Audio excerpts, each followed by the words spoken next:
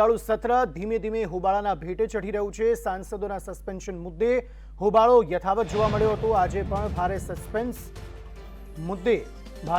Suspension મુદ્દે વિપક્ષ વિરોધના મૂડમાં હતું। રાજ્યસભા 12 વાગ્યા સુધી સ્થગિત થઈ ગઈ છે।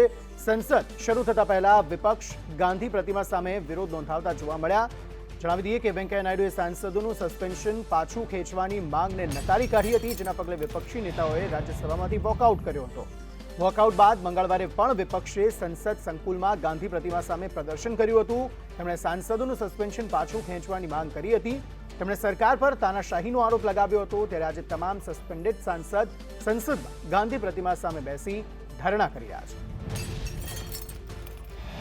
આ સ્થિતિ અત્યારે લોકસભા અને રાજ્યસભામાં જે કાર્યવાહી થનાર છે ત્યાં જોવા મળી રહી છે। રાજ્યસભાની કાર્યવાહી 12 વાગ્યા સુધી સ્થગિત કરાઈ।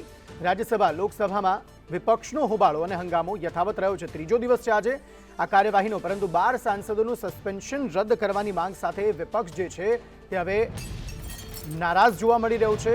વેંકૈયા નાયડુ દ્વારા આ 12 સાંસદોને જે સસ્પેન્શન છે તે રદ કરવાની જે માંગ છે તેને નકારી કાઢી અને તેના કારણે જ આ 12 સાંસદોની સાથે રાજ્યસભાની બહાર સંસદ ગાંધીજીની પ્રતિમા સામે વિરોધ નોંધાવતા તમામ જે સાંસદો છે તે જોવા મળ્યા। વિપક્ષના નેતાઓ જે છે તે અહીં વિરોધ નોંધાવતા જોવા મળ્યા છે। પ્રજાના પ્રશ્નો ચર્ચાય કે ન ચર્ચાય, તેમના જે મુદ્દાઓ છે તે જ પતતા નથી, તેવામાં લોકોના પ્રશ્નો ક્યારે ચર્ચાશે તે એક સવાલ છે।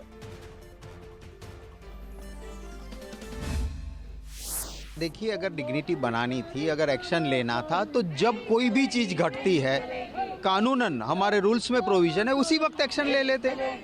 आप उस वक्त नहीं करते हो। पिछले सेशन का एक्शन इस सेशन में आज तक तो कभी हमने सुना नहीं है ऐसा, और वो भी सिलेक्टिव करते हो, पॉलिटिकल मूव करते हो। जिसका नाम नेम किए गए थे वो नहीं लेते हो, जिसको नेम नहीं किए गए उसको सस्पेंड करते हो। पंजाब में चुनाव है तो बाजवा जी को आप छोड़ देते हो कि बाजवा जी हीरो हो जाएंगे।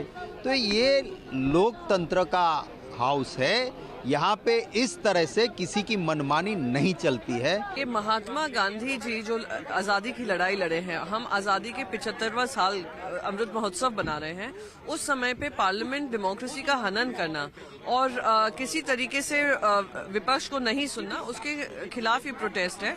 अनडेमोक्रेटिक प्रोसेस जो हो रहा है उसके खिलाफ ही प्रोटेस्ट है।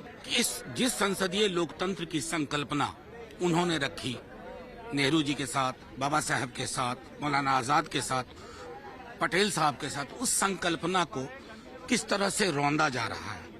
आप नियम कानून को ताक पे रख करके माईवे और हाईवे के आधार पर संसद चलाना चाहते हैं। इतिहास गवाह है कि आपके बिल कैसे पास होते हैं, और चूंकि वैसे पास होते हैं तो इसलिए आपको विड्रॉ करना पड़ता है। एक संदेश देना आवश्यक है। हमारे जितने सस्पेंडेड एमपीज हैं उनके सॉलिडारिटी में संदेश उम्मीद करता हूं कि प्रधानमंत्री जी और उनकी टीम को पहुंचेगा। तो समग्र मामले વધુ માહિતી સાથે संवाददाता अजय यादव जुड़े गया। अजय, बताइए कैसा माहौल अभी वहां पर दिखाई दे रहा है? शीतकालीन सत्र का तीसरा दिन और 12 सांसद जिसको सस्पेंड कर दिया है उसका सस्पेंशन कैंसिल करने को वेंकैया नायडू ने मना कर दिया, और वहां पर अब होबाड़ा दिख रहा है, वहां पर विरोध दिख रहा है, प्रदर्शन दिख रहा है। कैसा माहौल वहां पर?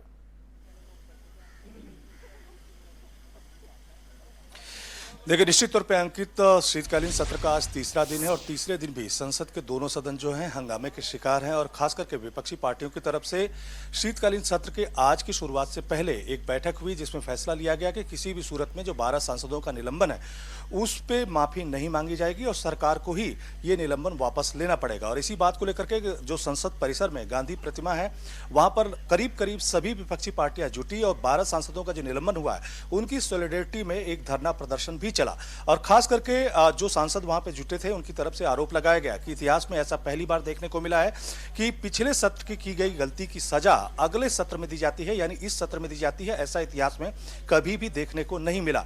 और साथ ही साथ ये भी कहा गया कि जो लोग पिछले सत्र में हंगामे के जिम्मेदार थे उनमें सभी के ऊपर इस तरह की कार्रवाई नहीं की गई। उसमें प्रताप सिंह बाजवा जो कि पंजाब के कांग्रेस के लीडर हैं उनका भी जिक्र किया गया कि उनके ऊपर सिर्फ इसलिए कार्रवाई नहीं की गई क्योंकि पंजाब में आने वाले वक्त में विधानसभा चुनाव है, ऐसे में कहीं न कहीं कांग्रेस पार्टी को उसका माइलेज मिल सकता है। तो खैर ये सब आरोप प्रत्यारोप की बात है, लेकिन इस बीच कल खुद जो सरकार की तरफ से दोनों पार्टियों के दोनों धड़ों के बीच कह सकते हैं सत्ता पक्ष और विपक्ष के बीच सहमति बनाने की कोशिश की गई और खास करके सरकार चाहती है कि इस मामले में जो 12 सांसदों का निलंबन हुआ है उसमें विपक्ष के ये 12 सांसद माफीनामा लिख के दे दे तो शायद आगे की जो सहमति है वो बन सकती है और सदन की कार्रवाई में वो शिरकत कर सकते हैं।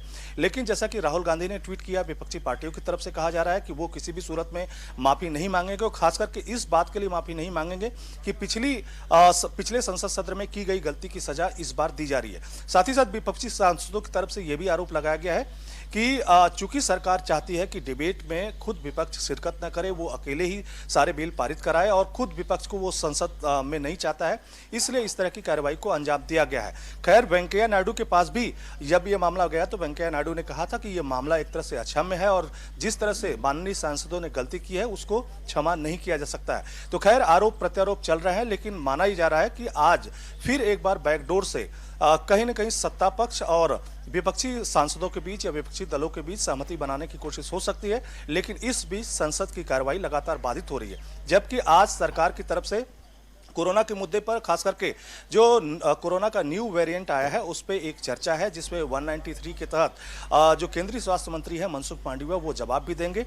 इसका सभी को इंतजार भी है, लेकिन ये जरूर है कि लगातार संसद की जो कार्रवाई है 12 सांसदों के निलंबन को लेकर के लगातार बाधित हो रही है। जी अजय, शुक्रिया सारी जानकारी देने के लिए।